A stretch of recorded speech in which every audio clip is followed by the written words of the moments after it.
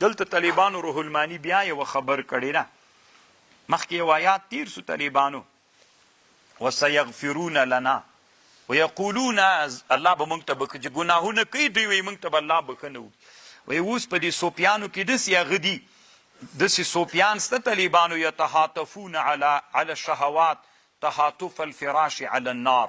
د شپې چې هغه ولګوي په دشته کې هغه شمپرکان څومره ډېر رڼا ته راځي. د صوفیانو مو زمانه کې طالبانو په شهواتو داسې ورټول دي.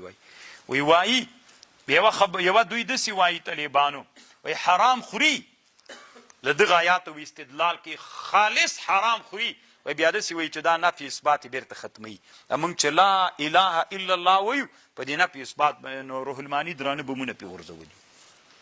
وایي دوی وایي چې موږ میتته خورو، مرداره، وی دا مونږ ته پروا نه کوي، مونږ ته جایزه ده، ځکه مونږ اوس بحرونه ګرځېدلي یو.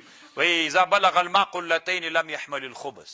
عمر ګمراهان که نه حدیث کې راځي اذا بلغ الماء قلتین، چې اوبه دوه قلو ته ورسېږي چې نجاست پکې وغورځېږي نه مرداري. نو مونږ هم وایي اوس بحرونه ګرځېدلي یو، نو چې مرداره وخورو نو مونږ نه مردارېږو.